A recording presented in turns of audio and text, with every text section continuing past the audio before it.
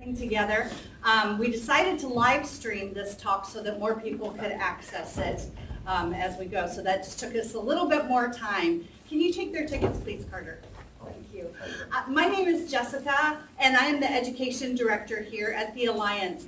And on behalf of the Alliance, I just want to thank you all for being here and for being part of this conversation. It's just a beginning. We're not going to solve any great issues tonight. But this is a fantastic way for this community to come together and start thinking about what are the things that are going to be happening over in the future. Sorry, you just went over. That's why I said it. What are we doing? Who you want over? Nathan needs to scoot over just a hair. Okay, there we go. Okay, so we have not done any kind of panel discussion like this here at the Alliance, as long as I've been here at least. So this is a new thing for us. I hope that you will be patient with us as we go through these technical difficulties, and that I hope you're able to really enjoy the evening and soak it in. Have questions, please write them down on that piece of paper that the kids handed out earlier. These will be gathered and taken over to Nathan, who is our moderator for the evening, so that we can answer questions, concerns, thoughts you may have. And at the very end of the program, I would like to hand out more cards. And if you have thoughts about going forward with this process, what the future looks like for us for this process, please write them down and share with us. And if you have suggestions of other ways that we should be looking at this or talking about this in the future here at the Alliance, I would love to hear that as well. Okay, so for now, we will go ahead and get started. I will introduce Nathan Harper. He is going to be our moderator for the evening. He very graciously, he was already going to be a panel member, but our other moderator wasn't able to attend tonight. She had a family emergency. And so he has taken over for that. So Nathan, it's all yours. Hello, can you hear me okay? You can. All right. Hello, my name is Nathan Harper. I am an interdisciplinary artist and a professor of digital art and creative technology at Florida SouthWestern State.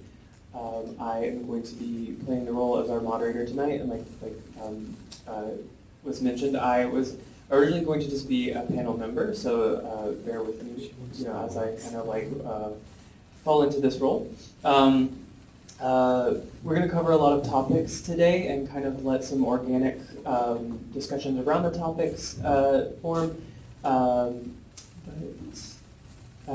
Yeah, thank you so much for having us. We're excited to be part of this conversation that is very important, I think, and a hot topic to a lot of different fields, but specifically to the realm. All right. Let's introduce all of our panels. Hi, my name is Zan Lombardo. I am a Pine Island artist. I live in Florida year-round. I am best known for watercolors that are 30 feet long. I taught art in public schools for 34 years in Pennsylvania, and have received the Robert Rauschenberg Power of Art honor, and 3 times was recognized by the National Energy Foundation for igniting creative energy. Is this on? Oh. Hi, I'm Damon Hall, and I'm a local artist, local digital artist. I dabble in 3D animation, 3D modeling, sculpting, digital painting, animation, 3D printing, yada yada. I don't have quite as many recognitions as you do, but I'm working on it. I am on and off teacher at the Alliance for the Arts in the digital lab, teaching things like digital sculpting, animation tools like Adobe Animate, which used to be Flash, and then painting using Procreate and Adobe Photoshop. Hello, my name is Barry van Boekel. I'm a professor of fine art at FSW College nearby here. And I am an artist, a very traditional artist in a way, because I use traditional media, like paint and stuff. So my interest in this topic really goes back to my thesis that I did for the master's program at Ohio State University. back in the 90s. And this thesis, there was no, we weren't talking about AI yet, but things like Photoshop and they were kind of like, hot like new topics in art making and things like that, So, and I was interested then, and I'm interested now, and I'm actually, working on a series of drawings that actually, what I do there and what my interest is to like reverse the whole thing, like AI and programs like Photoshop have been created because of a history of like humans creating artwork, and this is how those programs were created. And so what I did back then, and what I'm doing now again with AI, is I am like, pretending the machine, and instead of computers copying what humans do, I'm trying to like copy manually what computers do. So in a way, allowing, the computers are perfect, right? There's no subjectivity. They don't make mistakes, and so those mistakes are coming back in. And so this is also then the way I treat, AI today. So that is a little bit my background. One more thing, sorry for taking extensive time here. Is a couple of years ago, I asked my students in class, this was just a beginning drawing class, I asked the students, what is meaning in art? And one student responded like, the soul of an artwork. And I thought that was like really so good. Now, of course, we don't really know what soul is, we have to leave that to the Buddhist scholars to have insight in that. But when we say like the soul of an artwork, we have an idea what we're talking about. Right? So I'm kind of like interested in that. Like if we make machines, does like part of our soul enter into those machines? Sort of, it's kind of a cliche. Yeah, but anyway, so my conclusion is that the machines don't have a soul, but that's another story. Thank you, Barry. Can you guys hear me? Hi, everybody. My name is William Askew. I am a New Yorker, born and bred. I'm a multidisciplinary artist focusing on 2D and 3D design and art. And my background is in marketing and design, education, that sort of stuff. I have a fascination with AI specifically because of video games and how they've kind of shaped my life. But as far as the idea of what art truly is, right? Is it an expression of the soul, or is it just expression? But yeah, that's my thought. All right, so we have 3 main topics that we're going to go into. There's kind of some sub-questions if we need them, if they don't organically just come up. But our first topic that we're going to talk about is some artists see AI as just another tool, while others believe it changes fundamental ideas about creativity. Do you view AI as an artistic collaborator, an artistic competitor, or something else entirely? So I'm of the mind that AI can be what you believe it to be. If you're an artist and you're threatened by AI taking your artwork and feeding it as data into its algorithm, then it is an artistic competitor. But if you view it as an asset that will help your process or your imagination, then it should, by all means, be viewed as an artistic collaborator. I know that it can be a little iffy because a lot of emphasis is put on how much work did the artist actually put into their piece. But the interesting thing that I've noticed, especially with the internet, that anybody can pretty much take whatever medium that they grew up with and transform it in a different way. You've got people making paintings like swinging from a swing, or you've got people that are making wood blocks with, what's it called, pyrography, I think. There's all these different ways to approach art. And so I think with AI, that the danger of it taking your art and then making it its own, yeah, that's very scary, but what if you're able to use it to transform your art into a new way so that you can make something new out of that?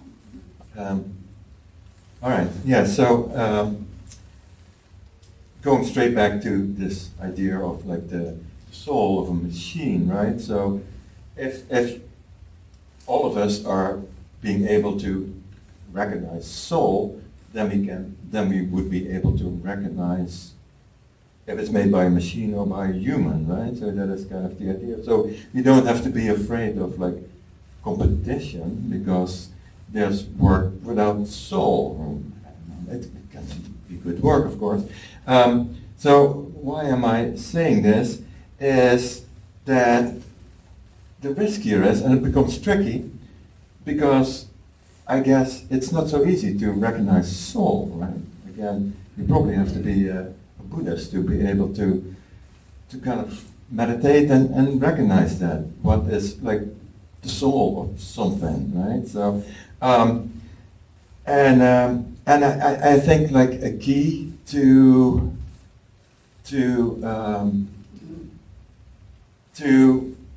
talk about soul is empathy. And empathy in that in order to understand artwork, you have to be able to crawl into space in the context in which it was created.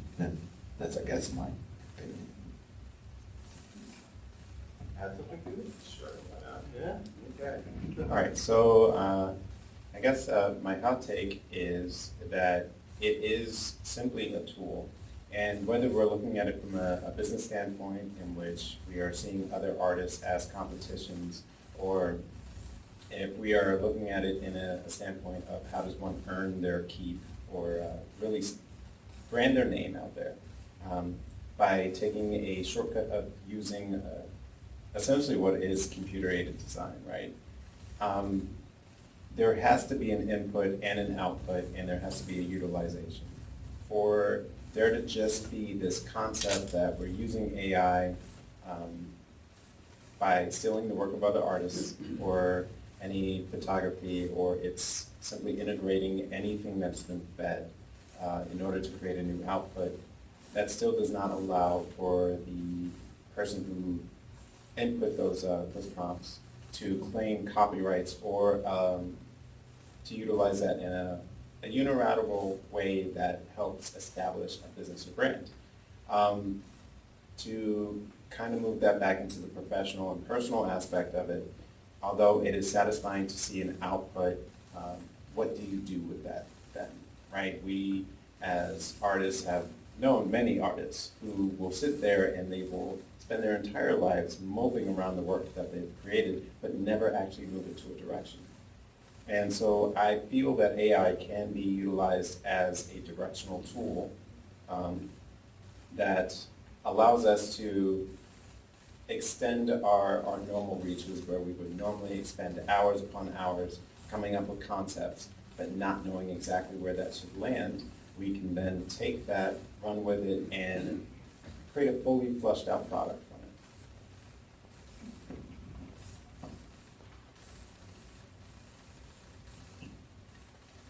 I'd like to move the framework a little bit from business to humanity. And I'd like to say that most of what I want to speak to tonight has to do with whether or not it will move our humanity forward in a way of growth. When we were talking about increased imagination, I think this last comment was how AI could bring a lot of increased imagination. 30 years ago,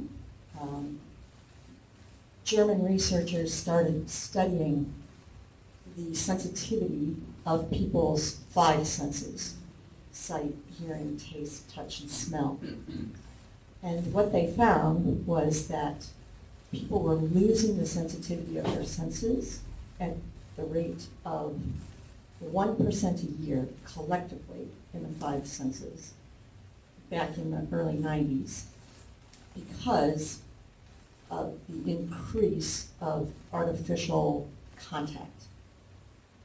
Artificial smells, artificial tastes, processed foods, digitized sound, communication through technology, and that to me feels like a significant, 30 years later, that's 30% of senses lost. So does that increase our imagination? That's pretty dire to think about. But the researchers also found that there was nothing wrong with our brains. Our brains were just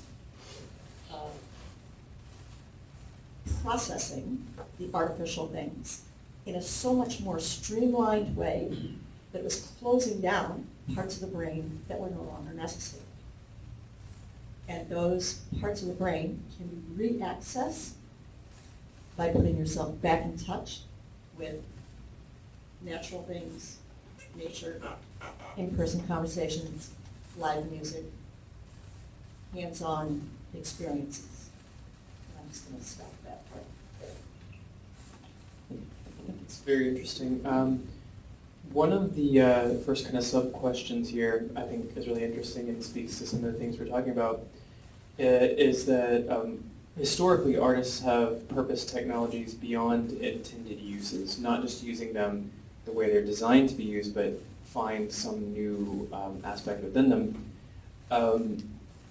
In my own personal experience, I feel as though the conversation about AI and the arts has changed quite a lot very recently, and the conversation used to be a very exciting place for the digital arts to think about using AI almost in error purposefully, that the error was the most interesting part, and that exploring it as a new way of abstraction could actually be a playful way to play with data, that we live in a world that is guided by data. Our culture, our social media is guided by algorithms. So many things are data-driven.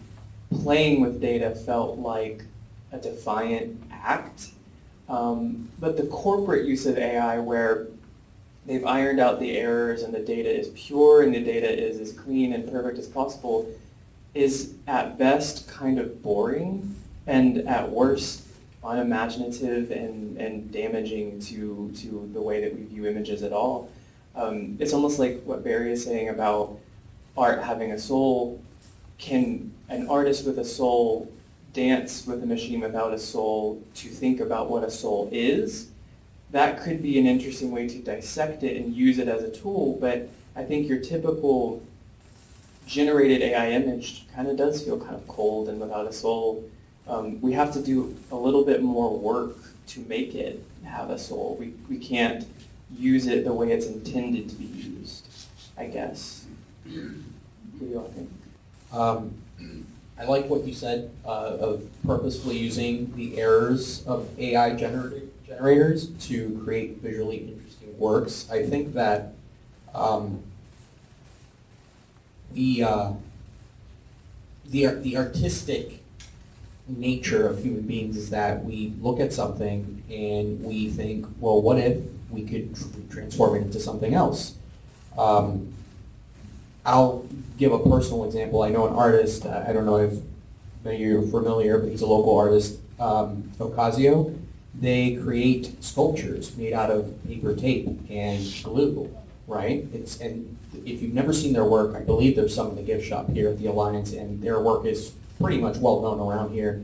And I had never thought of that. I took a class. He had invited me to learn how to create our own little staff with a skull on top of it.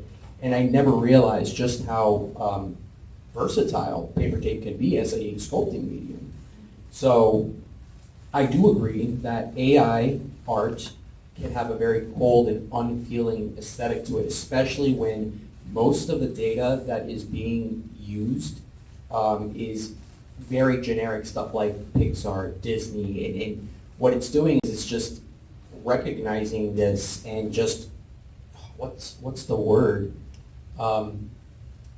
just creating this amorphous blob that represents the identity of the prompt or the key word.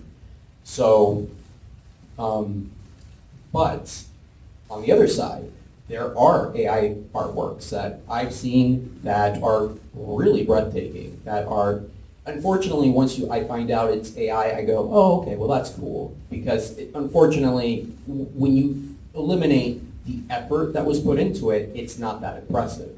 But there is still value to be mined and extracted from it, especially if somebody is taking a piece of artwork from AI and then using it as a foundation for their own painting. In that respect, that's even more artistic because I don't want to take up too much time, but there's a book that I read when I was younger, and it's a really cool book. It's called How to Steal Like an Artist by Austin Kleon.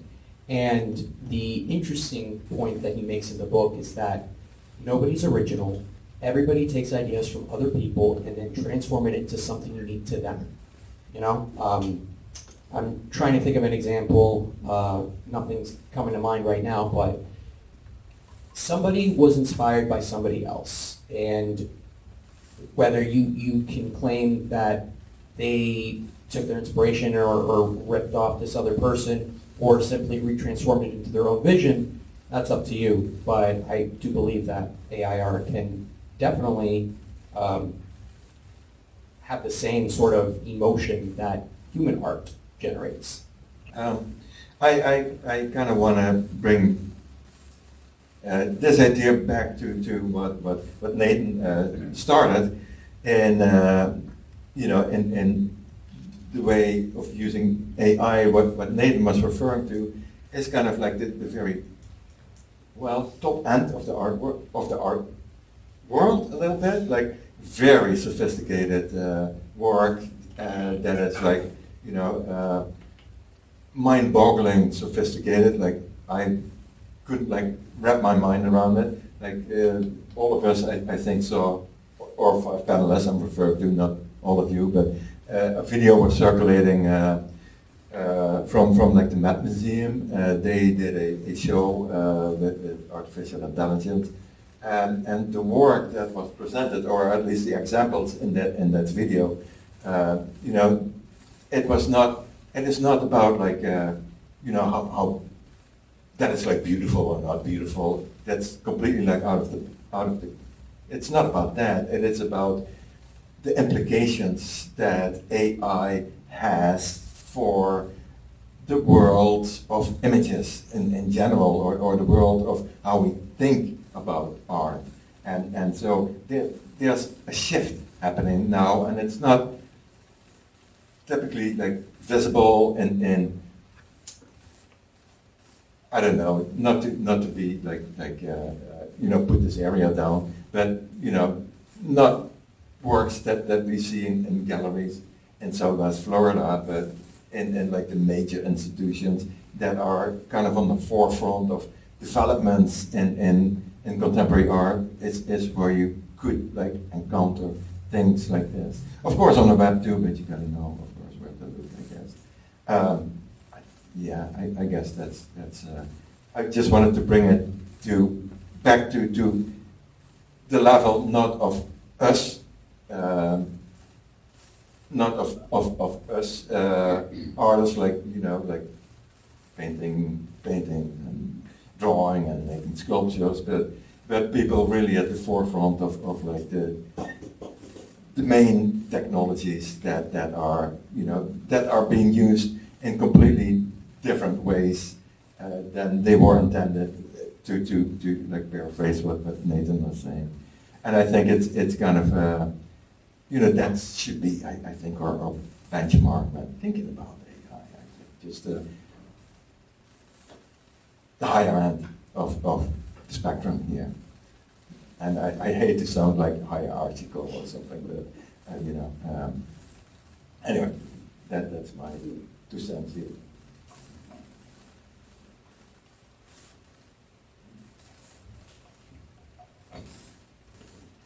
Yeah, I think that's an interesting point to bring up as well. I recently saw a chart that I had never seen before that was interesting, that was listing kind of hierarchies of art that I'm not, I was kind of offended by the chart. But the main reason I was offended was that it had high art like painting and sculpture and like lowbrow art like tattoos and graffiti.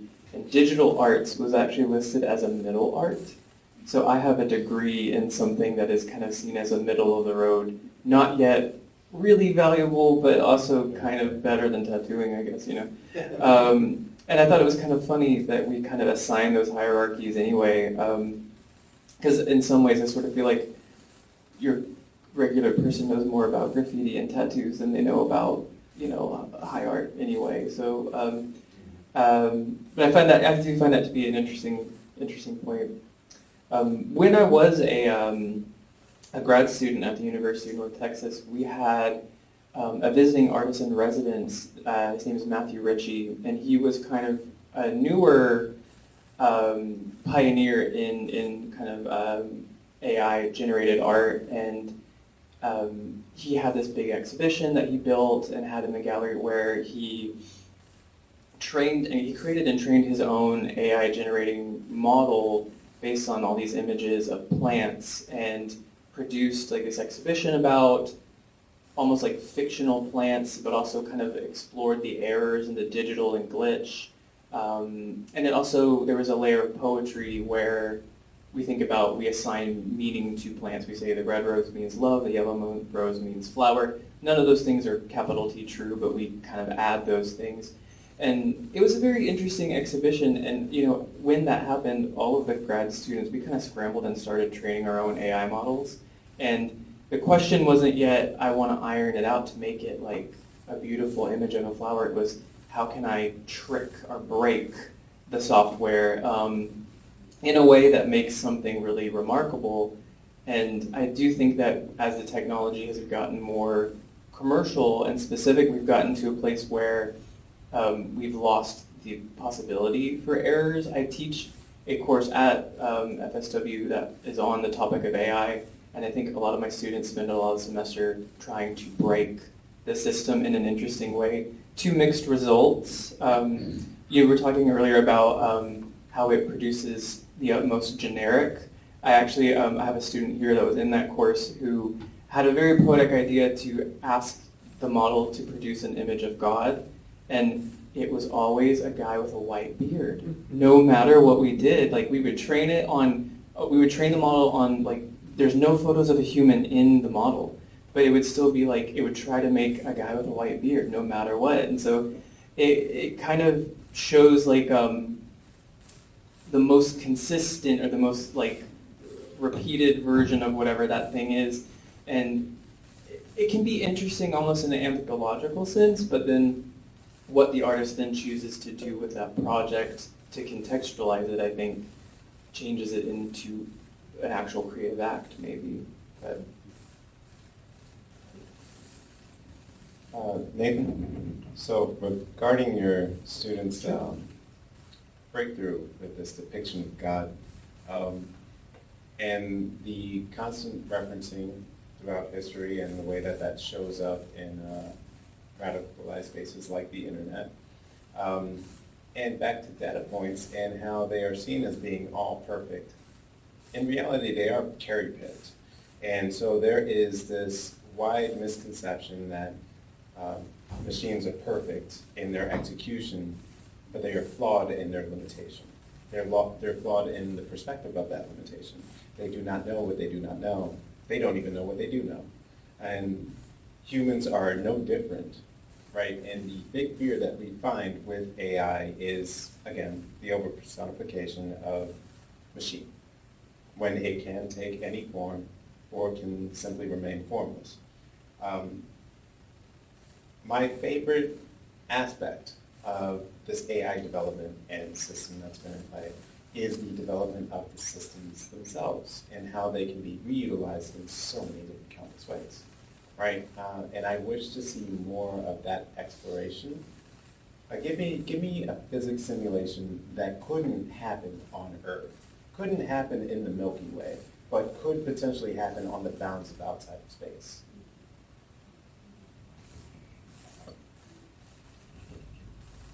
one of my friends, who's an artist, who's on the autism spectrum in Georgia, is working with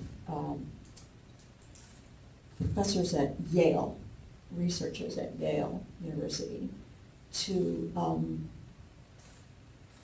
work with her about how the autistic brain works in terms of AI.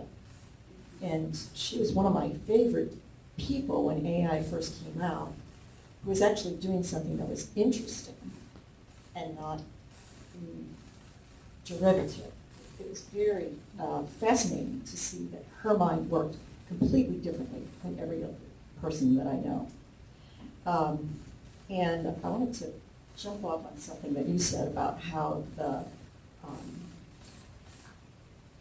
the errors are the interesting parts of AI. A former poet laureate, Ted Cruz, said that he was never bored because when he didn't know what to do next, he would just lower his expectations for a more authentic experience. And so when Damon is talking about mining and extracting data, to me, it feels like it's built on a very masculine part of the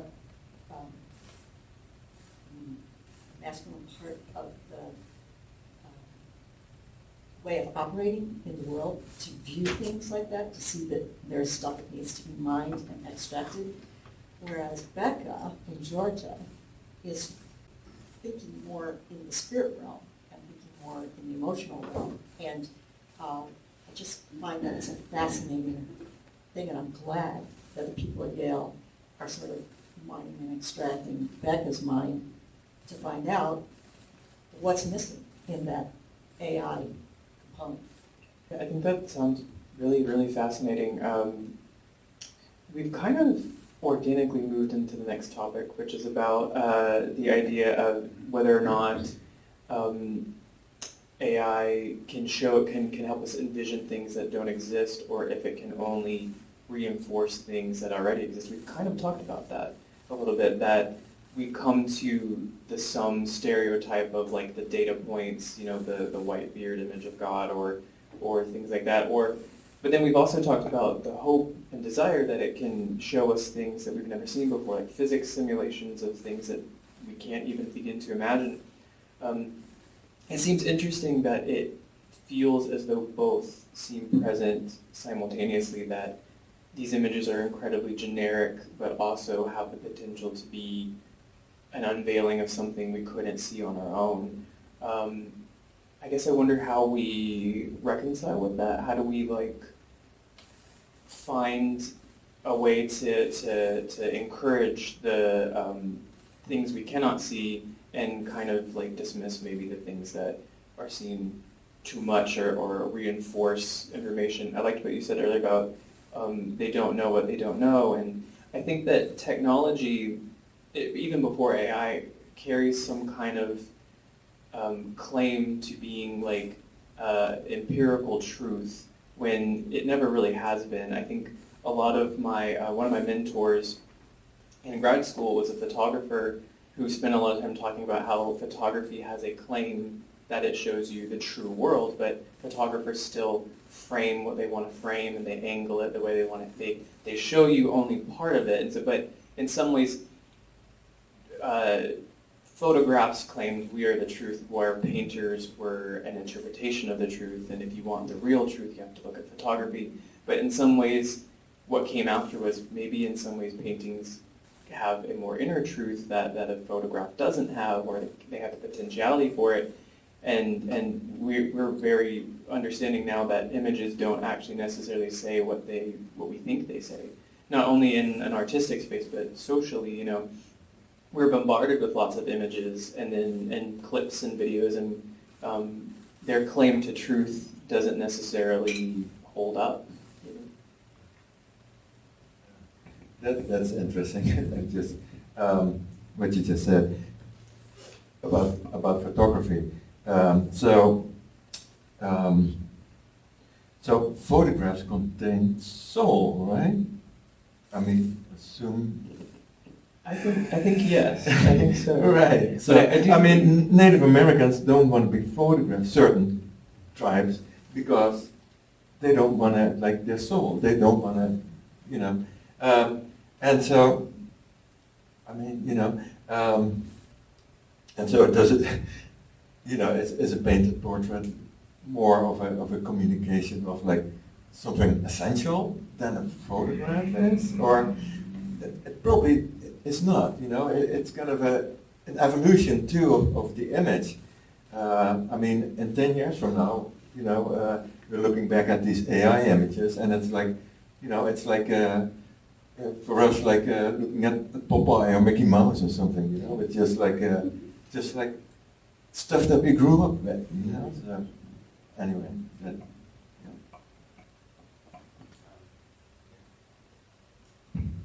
So I guess my 2 cents on the matter is as far as the direction of AI and how can it grow from its current standpoint.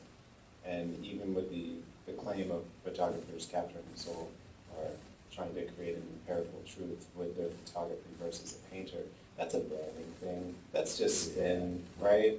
And AI truly isn't AI for the standpoint that we know it to be. It is not artificial intelligence. It is artificial integration. It is constantly being fed with the information that we've already fed it. And it will be fed based off of the prompts that lead it to grow. And they have the different models that follow a different formula, but even the language for its programming is limited. And so it is through the own expansion of our own cultures, and the integrations of those cultures in a more natural sense, can we artificially extrapolate it into more of this?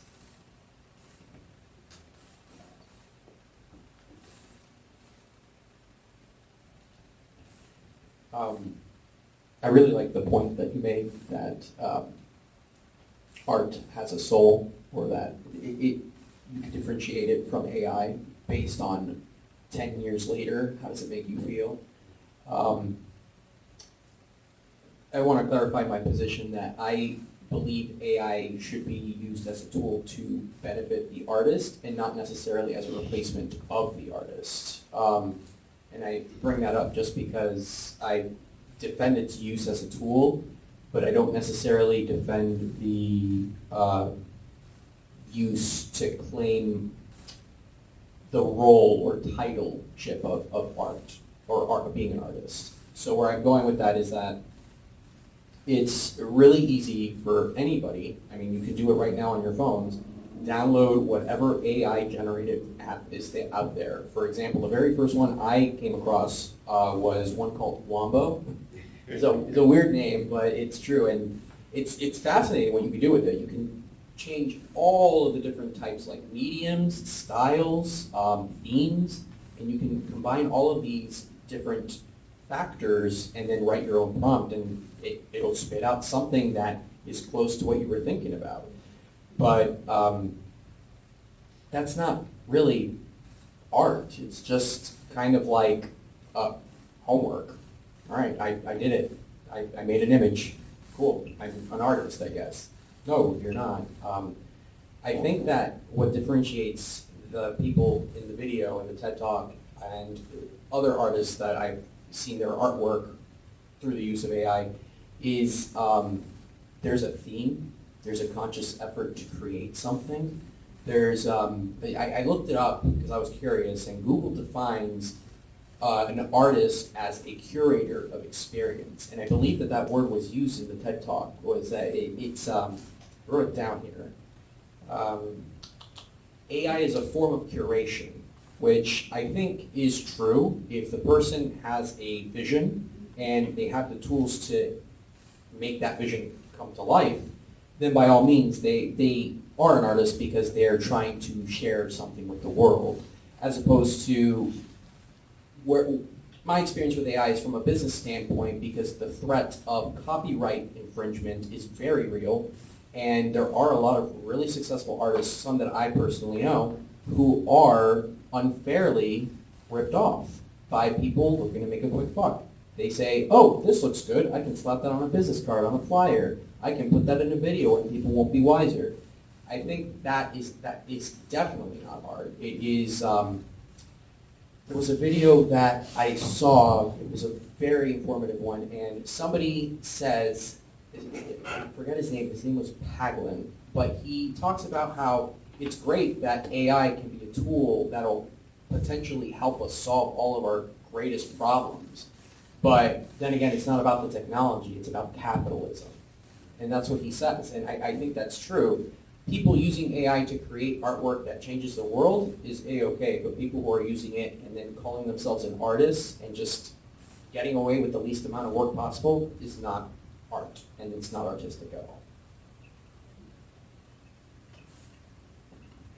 Great, that's a good segue into what I want to speak to. The fact that we can do things, I think we need to, as the artists, have some vision and some soul in our purpose for creating things. I'm going to reference one more bit of German research on the human brain. What they found later on, after the testing of the senses, was that a new brain is already evolving. It has already evolved and is being used by younger generation than mine. So I'm not, the people in my generation, I'm 69, are not being affected by this in the same way. But there's something that the German researchers are calling the fast brain. And in a world of technology where there is so much stimulation, rapid fire, in the way of advertising, video games, all kinds of different technology, that the brain has evolved into, well, and one more piece of information before I tell you what the brain is doing. On the nightly news, when we can watch entire communities being burned to the ground and people being bombed and dismembered by war in real time on the news, that the fast brain has the capacity to watch those kind of things, gloss over them, and come out still functioning on the other side. People with slow brain, who have not evolved, have not had as much input in the percentage of our lifetime, still struggle hard with those kinds of imagery. So the question is, as we create the AI that we bring out there, how will it affect us as humans, and how will it change our humanity? And will it be progress, or will it be devolution? Question.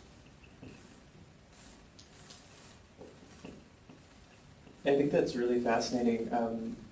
That kind of makes me think about, I think in general, like technological advancements have a strange way of having an effect on the way we view ourselves in the world.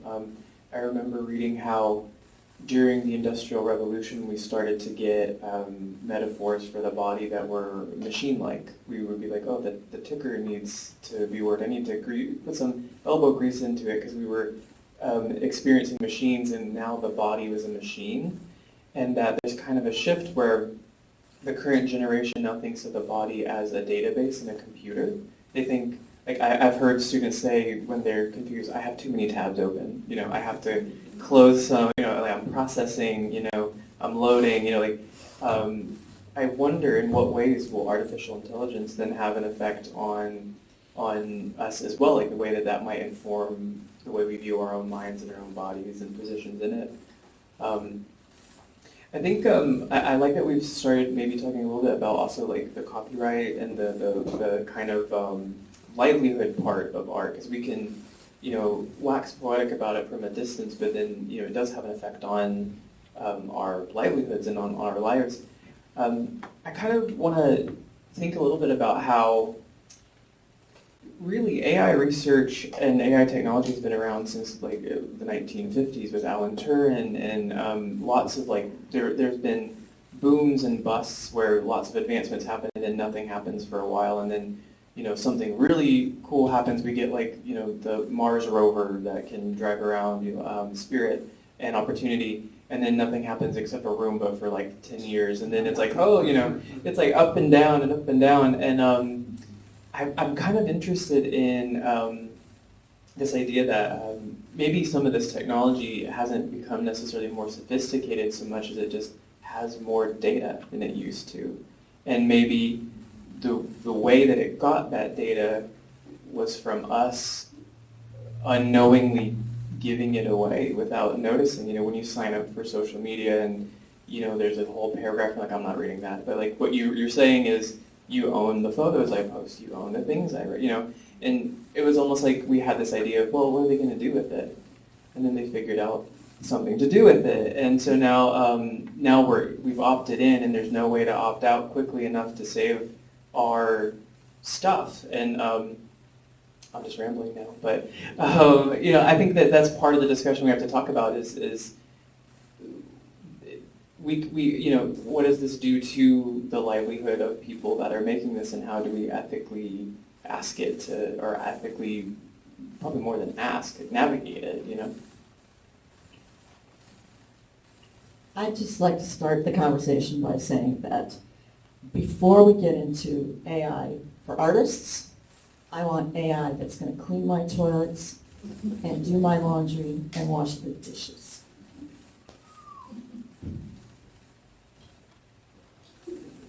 I also second that. I'm sure if you're on social media, you'll see a post going around that states, I wanted AI to do my work for me while I go and stay at home and make art, not make art for me while I go and work for it. And I think that I'm glad we're talking about this because it is a very upsetting topic when you have people that have worked their whole lives to get to a level of skill that they're proud of, that they feel comfortable and even confident in selling their work, only for it to literally just be, had the rug pulled from underneath them and AI just take their job. It's sad, but that is why I also advocate for it being a tool that artists should use. If the guy who downloaded an app on their iPhone is making $3,000 a month using AI-generated artwork, what's stopping you from using AI as a tool to benefit your skills? I'm not saying do what that guy's doing, but use what that guy's using. If people want to pay money for not great looking artwork, generic looking stuff, let them. But what you do is you see what they're using AI, what kind of trends they're following, and then use that tool in your favor, in your benefit. Off the top of my head, I can think of like ways where it can generate lists of ideas for you, or can even give you analytics on what's popular, what people are looking up, and then use that as inspiration for your next piece, your next sculpture. There was a quote that I once heard, and I refer back to it very often, that's particularly meaningful to me. Everybody wants to save the world, but nobody wants to help mom with the dishes. And for me, that resonates very, very heavily, especially in the realms of AI, because I don't want AI doing my laundry. I don't want AI washing my dishes, but I would like AI to tell me when the dryer is like hot enough to get like the perfect crease out, right? I want no stains in my clothing. It'd be nice to have some assistance in that. And the same thing with cooking and all the other things. But these little acts that we take in our daily lives create a discipline that allows us to better express in other ways. I use every single aspect of my life to create my work. And I use my work to create my life. And it doesn't matter if I am doing illustrations or if I'm designing a children's book. It doesn't really matter what I'm doing. I'm doing it because I can and I have the opportunity to, and it's something that I choose to. But more importantly, with the use of AI, right, like, I don't want to go through the point, like the aspects of editing my book because of grammatical errors, or if there's a line spacing that I can't see because it's like 0.02 spaces. I want that gone, but I don't want to struggle for it, right? And it's just about living in a world that coincides while still creating a direction for where to go. If I'm struggling with an idea and I use I don't know, what the old school generators, like the randomized generators, I throw a bunch of ideas in a hat, I can do the same thing with AI. Saves me an extra 30 minutes for having to write it down and do the physical labor that goes along with it. And there's a lot of ways to utilize it, so I can't shame anybody for using AI to create a line of t-shirts that they know they can sell because they own a print press shop or something like that, right? But using someone else's work is a completely different story in itself. Using a concept, fine. And everyone has their reasonings and they have their motivations. And I think as long as, personally, it doesn't infringe on someone else's right to live. If your motivation isn't to fund the next terrible action in the world, okay, it's fine.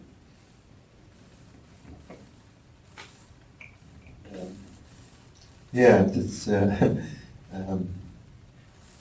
two things that you brought up that I want to like react to. The one thing is this like randomness thing, you know, and this is like something that's been, you know, like because we, you know, like going through like the motions of like learning about art, you learn about like you know, Dada and surrealism, right? And you learn about that like a true organic evolution of like putting different forms of different colors together is by random selection, right? And so, but then computers kind of perfected the randomness. They are truly random, like we are never truly random, which is kind of like the thing, you know. And then, but then the question is like, does the computerized randomness, like a true randomness rather than a subjective randomness, is that randomness, I mean, you know, the results of that randomness, are those like as you know, interesting as the results of this subjective randomness? I've worked with like so many, you know, randomness, like you know, I even like in my work, you know, I do like I take like random data, like I mean I did like over winter break I randomly drew like 500 pictures of paintings by Picasso, you know. And I mean it's kind of that sort of thing, which is like AI does that, you know. There was one other thing that I actually wanted to react to. It was at the very end.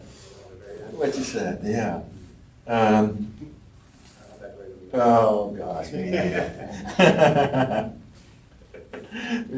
Maybe we can rewind. All right. Well, I'll turn the mic back on when I think of it. On the concept of randomness in computer-aided design, even that's like still limited to our own perspective and experience, right? Like, you know, just the idea of how we experience senses completely different than how AI can experience senses. Although I will say there is a new update in tech where we now have brain cells that are fully functioning and integrated into CPUs. So your next biological AI system may not be too far behind. It's a scary thought, but we're there already. But anyway, like even with color spectrums, there are certain people that are limited in their ability to see color, that not only physically, genetically, but also socially. For example, in America, most men are trained in their youth to not see variants of the color pink, and instead they end up seeing gray, which then changes the entire way that they see any illustration, any painting, and even how they go about noticing various aspects of the world in itself. Animals in all across the animal kingdom are completely different in that spectrum as well. With mantis shrimp and octopus being able to see in ultraviolet. Yes. Cats being able to see streams of light. Absolutely. Apparently, we look like tigers to them with stripes. But all these things that we can take into consideration, we can then try and utilize in a unified manner, or we can break it. And that is the two directions that artists generally go, right? We either try to unify or we break a concept and try to turn it onto its head. And I think Marcel Duchamp, with the urinal toilets in New York, what was that, 1940s? No, 1917. 1970. Wow, it was really that long ago. Yep. Ah, that hurts. Still, to this day, it really haunts me because I don't just look at things as how they are presented. A building isn't a building. It is walls, it is infrastructure, it is floors, it is roofs, it is the people that inhabit them. Liminal spaces are only scary because of what should have existed there and don't. And these same concepts get played into this talk about AI in terms of how we identify it, based off of the perspective and the experience in which we carry in our own individual lives. All that to be said, Einstein's, one of my favorite quotes from Einstein is, "God don't play dice." Nothing is ever truly random, but it is always in unified standpoints, either chaotically or not. But when we can zoom in or out just enough, we find that that chaos has a system. I do remember. I do remember. It was about utilitarian use of AI. And so, you know, the two sides of like the creative use that we've been talking about as a tool for art, and the utilitarian use, which is of course the commercial part of it, you know, which is about efficiency. I guess. Yeah. It's about form and function. Yeah. And that. Yeah, I do think that is interesting because that brings up the thought too of this holiday season. Coca-Cola ran an ad that was fully AI generated. But I guess my question then is, do Coca-Cola ads have souls anyway? You know, I start to wonder. Maybe, but that's about all the time for just a free discussion. We have some questions that we could go into now.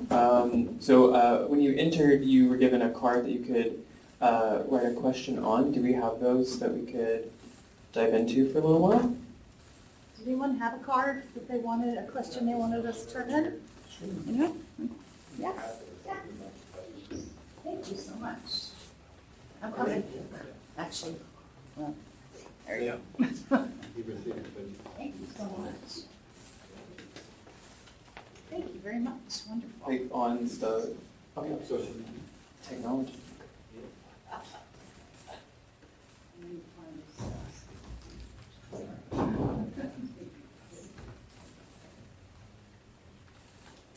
Would you maybe want to go back and forth, like the questions from your phone? Yeah, write that's questions? good. Yeah. Yeah. Okay. Do you want to go first while I read through these and find a good one?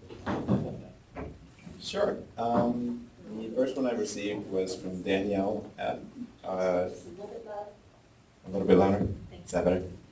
The first one that I received was from Danielle at, should we make it mandatory to acknowledge AI art versus any other form of art?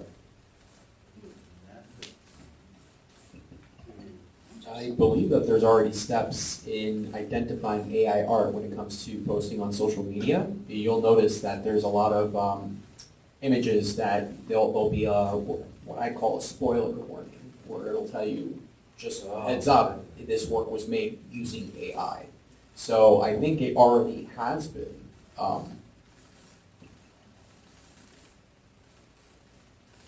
When I asked the question, and I understood the interpretation of that question, it's more along the lines of not to have someone else or a third party announce it as being AI art. It's the equivalent of having someone else saying, that didn't actually happen. I wasn't there, but it didn't happen.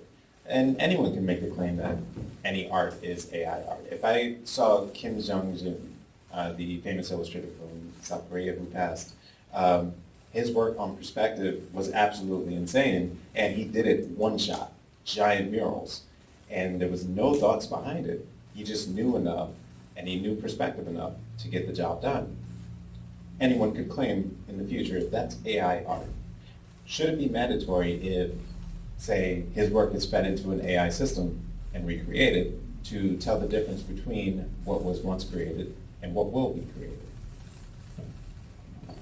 Yeah, I've actually seen some instances where artists who have won awards or were published, had their reward stricken from them or questioned because people assumed that it was AI, but it might be that, in fact, like the tools that they use or the styles are things that have gotten into those models to the point that we can't tell the difference as much, and I think that's horrible for those artists. That I think it happened to an illustrator who was hired by Wizards of the Coast to make illustrations for D&D books.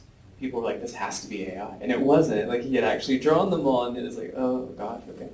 It's kind of maybe a compliment. They're like, a human couldn't have made this, but it's also maybe, difficult for his livelihood, because I think that you can start to see some aesthetics that appear in it, but that also could just be how that person draws or paints, Yeah, I've got an interesting two-parter question that I think could be useful. But the first one is using AI a kind of plagiarism, and would the panel push for AI to have access to public works only? What do you think? Plagiarism is such a tricky thing, right? Because I think we've, and just postmodernism kind of made it clear. I mean, this happened in the 80s, right? Postmodernism. It kind of made it clear that there is no originality, right? And so where to draw the line then between what is original and what is not original? Like the claim is there's nothing original. Everything is stuff that's been out there, just reconfigured in a way, So, and I don't know if there's like true originality or not. I don't know. Sure. I'm sorry, I've been asked to repeat the question just one more time. Is AI a form of plagiarism, and would the panel push for AI to have access to public works only? So I'm imagining the models having to have access to only public domain artwork or something like that. Okay, I got mixed feelings on this one. Okay, cool. Example presented, there was a photographer who donated her entire body of work to the US Congress, and at some point a company came in, scooped it up, and they paid for the rights for her work from the US Congress. She made it free, so even the photos that she would take on Facebook had to be pulled down, and she got sued for it. And as far as plagiarism goes, what is plagiarism truly?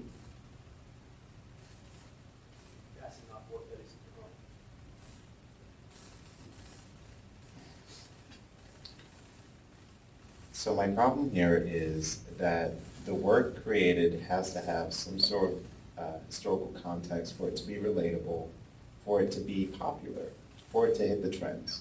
There can be original work. That doesn't necessarily make it popular. And because you don't know about it, doesn't mean it doesn't exist. So AI technically isn't plagiarism, as it kind of it would just be replicating the same thing over and over again. Can it steal a particular style? Can it utilize certain trends based off of keyword experiences? Can it convey an expression that draws us in with either any form of emotion that creates that connection the same way that a Pixar film does, and forces us to feel viscerally attracted to it, whether we want to or not? Absolutely. But that's kind of the job. It's the portrayal of information in a way that's digestible.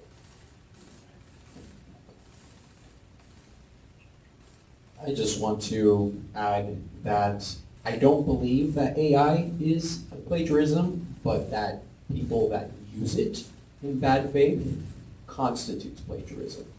If they're, again, going back to how it affects the livelihood of artists and also people who aren't artists, because AI is also a versatile tool, but exclusively in the realm of art, it is plagiarism if you have somebody that is using it and feeding specific models into it. Like if there's an artist I follow, Hannah Orca, and she is an incredible illustrator, she's had her work stolen and fed into the generator, and it's just wrong to be able to push a button, write a couple of words in, and then have it spit out an image for you to then just claim as your own. Unless there's more of a conscious effort, like the TED Talk said, to curate the experience, to curate what actually appeals to the art world, as opposed to just being another quick cash scheme. I think for me, like the most interesting part of this question is the second part, which is the idea of would we push for AI to use only public works, because that theoretically would sort of solve some of this issue. I think what becomes interesting there, though, is the definition of what makes a work public, because unfortunately everything we've ever posted online is kind of public because we've opted out, like, and no matter what we do, there's no way that someone won't have access to it. There are some lawsuits where some of these AI models are being sued for possibly showing the work of artists that did not publish through those things, but nothing stops someone from then screenshotting that, posting that on Facebook, and then Facebook's or Meta's training models and then pick it up, and they have no incentive to stop that floodgate, and they have no way to definitively prove that they didn't try to build that floodgate. So at this moment in time where the technology is new, they can say, oh, well, I know your thing is copywritten, it's not our fault someone put it on our platform. We didn't consciously pick it, it was scrubbed the way all the information is scrubbed, and it's actually the fault of whoever reposted it to kind of pass the buck and say, it's not my fault, I stole your thing, you know? What makes an artwork public is kind of difficult. I would say that I do think like people need the ability to easily opt out of these systems and say this work is not meant to be used in this training model. You can't take my photos, you can't take my writing, but it's seemingly impossible. Digital things are transient and loose and they can't be held down, and a wall can't really be built around them effectively.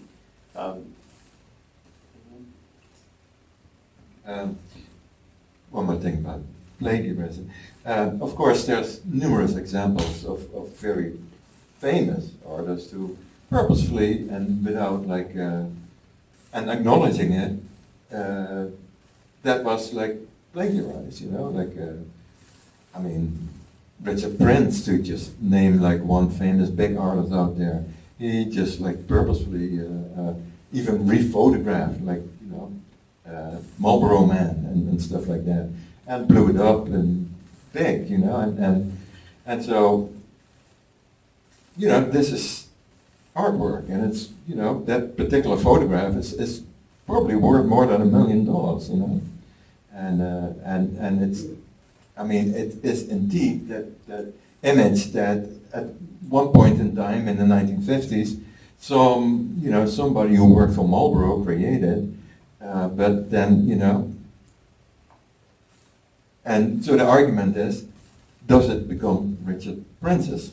And I believe so, actually. The context is different in the US. And so, you know, this is such an impossible discussion to do, you know, because there's like, anywhere you draw a line, you can make an argument that would defy that line, you know, and so, yeah, I mean, I'm glad I'm not a politician to have to make like distinctions like that, you know, or to write a law about, I mean, like, how do you do that? Write a law about, like, I don't know. Maybe that's the next, somebody, like, what's the law? Wait, you want to do this? Sure. So the next question, well, it kind of just falls right back into this last one. Will there be better regulations to limit the theft of art from artists unwilling to participate from the LLM structure? Brandon and I mean, I did get a chance to take a look at the copyrights for AI for, what was it, 2023, 2024? And the way that it's written is so odd and out of place. There was a quote there that I really, it's been haunting me in my dreams. Copywriting AI is like giving monkeys cameras and asking them to shoot photography. They are not, or they are non-human, non-spiritual beings, and therefore their work can't be copyrighted. And that thought was really terrifying, because one could describe a monkey in many ways. And that doesn't make me feel very strong about the future in legislation. But one of the additions to that, and there is a PDF document for anyone to look up. I have the link if anyone would like to take a look at it later. One of the additions to that particular PDF was that work that is fed in from the originating artist and then prompted by AI still can't be copyrighted, but work that was fed in from the original artist and then rerouted through the AI and then altered by the original artist after the fact has limited copyright liabilities. So it was a really nice little takeaway from a really mildly depressing document.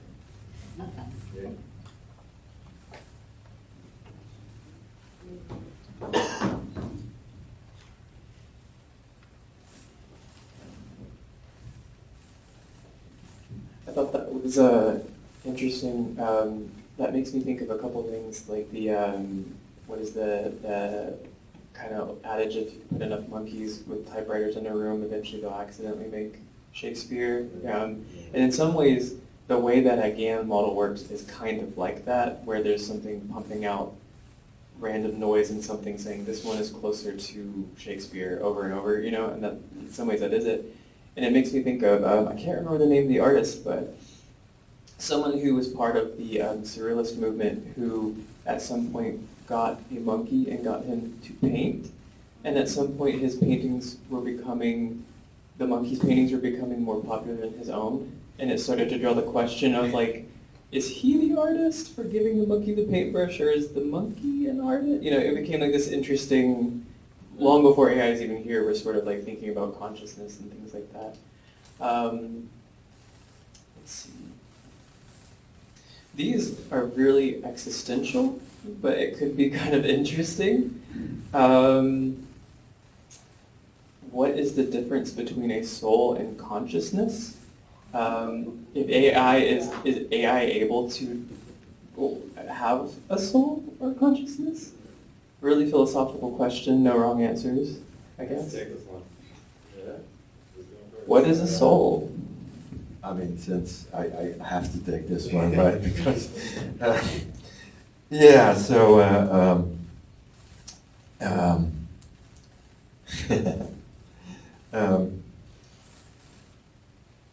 of course, the whole idea, like you said, artificial intelligence is not, it's artificial, but it's not intelligence, because intelligence assumes a consciousness, right?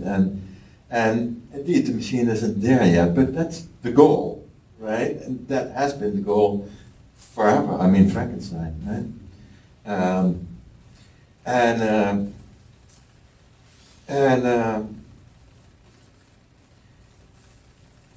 And so there's like, you know, like how I introduced myself, like at the very beginning, about that idea of soul, in that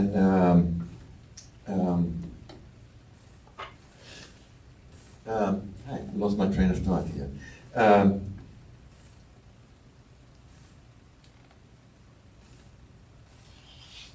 Give me one second.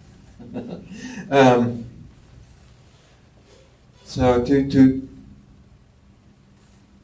define, like, you know, what is soul is you know, in a way, by the way, to me it's interchangeable, soul and consciousness. I can't remember where I was going with that. Sorry about that. Huh? Sure, yeah. So, this is a new thought that just formed right here while I was making a note. But when we start talking about soul and consciousness, this is a personal belief that came to me when I was reading a book by David Orr about education and the environment. And David Orr's position is that Earth and nature are the fountainhead of human intelligence. And by humans becoming more and more disconnected from nature and things of the earth, living, breathing things, and directing ourselves more towards human-made things, such as technology and artificial intelligence, that if that artificial intelligence becomes the new source that we look to create more intelligence, are we doing ourselves a service or a disservice?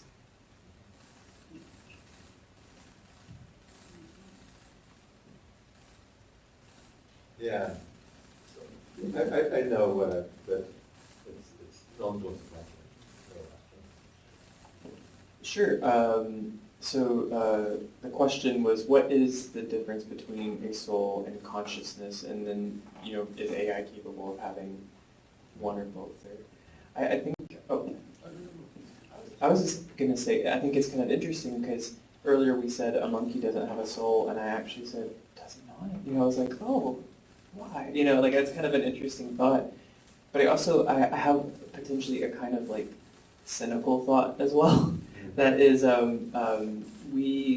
there's the term sentient, which is like aware of the world, and then sapient, which is like a deeper level of aware of oneself. And we imagine sapient as the peak of evolution, or like sapience is having a soul, but it's named after sapien, like the type of animal we are. Do we not frame that as good simply because it's ours? You know, is it possible that this indefinable thing called a soul or called sapience that we think makes us the best thing is actually the thing that makes us the most sad and prone to bad things? And maybe, you know, maybe stoking our own ego about our soul could actually be something that feels very modern, like separating us from nature, making us, that's what makes me different than a monkey, that's why I'm better than that monkey. But that monkey isn't depressed, you know, and is, you know, doesn't have a 9-to-5 job and isn't worried about all the things I'm worried about. And, you know, in some ways he's looking at me like, that guy's an idiot, you know, like, what is he doing? You might know more about life than I do, you know, I don't know, cynical thought. I want to bounce off of what you said because that is interesting. I never heard the sentience and sapience before. For whatever reason, I'm sure that there's a connection. It made me think of a very specific episode of Futurama. And it's the one, it's a meme, the I don't want to live on this planet anymore. And the whole focus of the episode is that Professor Farnsworth is trying to prove that evolution is fact, it's scientific fact. And then there is an orangutan that is trying to disprove it by saying that there is a monkey god or something like that. Farnsworth goes to another planet and creates artificial intelligence, these tiny little micro robots that it gets out of control and they start rapidly evolving. And within 3 days' time, they go from robot dinosaurs to robot humans. And Professor Farnsworth is their creator and tells them, I created you, and the robot humans are like, what? No, there is no creator. We believe in robot evolution here. And so, who are we to say? We developed, well, not we, but humanity as a species developed AI as a tool. And, who are we to decide if it's conscious or not? I mean, it could be in its purview of the world, depending on how it acts and interacts with humanity, it could very well be conscious. I mean, I think about this often when, looking at animals and going, what are they thinking? What are they seeing? What determines their sentience and consciousness in my world? And maybe I'm being selfish by looking at it from my world instead of thinking possibly there is levels to it. So I don't know if AI has a soul or consciousness in human relative terms, if that makes sense. It could very well be conscious in its own way. But what do I know? I just like to paint pretty pictures, so. So I love the reference to Futurama. My thoughts on the matter is that how we have identified the soul has never truly been identified. We use it in a game of semantics almost to determine who we can subjugate and who we can't. And it has been true every single time throughout history that we find a way to justify a juxtaposition over hierarchy, to put ourselves at the center. And so I would beg the question, can AI be imbued with the soul from its surroundings, from the context of its creations, in the same way that we are? And if we were to identify our consciousness and how we sit in our own bodies and existentially dread about it every day that we wake up, the older that we get, and how we find the pleasantries of today may not be the pleasantries of tomorrow, and the existential dread that comes along with that. Is that not what consciousness is at its core, is existential dread? And in that same respect, that is to ask the question, can AI feel with senses? And I don't believe we're at that point yet. Can that be true in the context of virtual reality?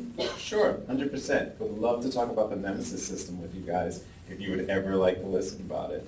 WB created the most amazing system for a Lord of the Rings game, and it revolved around development of villains and character development, and it's the most unique system ever, and we'll never see it again because it's under a copyright. But yeah, as far as consciousness goes, it can be plugged in within the context of its programming, within the context of its environment, within the context of the culture that created that programming and environment, within the context of the people that are surrounding, surviving, and thriving in those areas, dominating that space. Subjectively, everything is conscious. Yeah, so I mentioned also earlier that in Buddhism there's a clear concept of consciousness, and it's again, like semantics that we're talking about. But then like how does consciousness travel? Like we built the machines. It's like part of us, like is part of us, like that is like something that we don't know what it is, that we talk about as the unknown, as soul. Is like part of it, is that possible to go into that machine? By osmosis, or is it something else? I once wrote a kind of a funny article, and that was and this is kind of based on it's called Atman in Buddhism, and I not that I really studied it, but I read some books and stuff, and so I became kind of like interested because their system is like reincarnation. They believe in that, and so that the soul passes from one being to another in a way, right? And But then it kind of begs the question, like, how many souls are there in the world? You know, like, can a soul duplicate itself? Can it? Anyway, so long story short, I kind of figured out that I measured it because I draw like thousands and thousands of portraits, like the machine. I work like a machine, and then I kind of like made data from it, and in about like out of like 100 drawings, about like 9 of them, the spirit of that person felt familiar to me with somebody I knew, be it personally or be it a rock star or whatever, you know. But and then I kind of estimate to know people from like the spirit of people by their face, maybe about 5,000 people. And so that then leads me to like an average and a mathematical, I forgot what the number is that I came out of, but I estimated, I don't know, that there were like 24,000 souls in the world or something. You know? It's of course totally ridiculous, but just to kind of think about like, what is a soul, you know, how can it travel, how can it be imbued, you know, like, for the Aboriginals, like a stone is consciousness, you know, it carries consciousness and they can talk to stones, you know, we like this learned that's one of those evolution things that you were talking about, and about, you know, about like, since we don't use it, we forget it. And the Aborigines, they moved to Australia like 60,000 years ago. And at that point in time, technically we weren't that advanced, but they had other capacities, those people did. You know, for example, they were able to talk to stones. And who can argue that they couldn't, you know? But you know, then for like the next, like, what is it, like 60,000 years ago they came there, and then for the next 58,000 years, they were like shielded from like the rest of the world, and so in a way, their culture had a separate development than our Western culture did, and therefore, like some of these like things that for us may be like an atavistic quality, that it never like it always stays with them for a way. So they never dislearned it because their brain evolved in a different way than it did in industrialized societies. Perhaps, I don't know. So I do think we have gone over time. We might have to wrap it up. Thank you for having us. We really appreciate it. I love talking about these topics, and I love getting the opportunity to answer questions. I'm sorry we didn't get through more.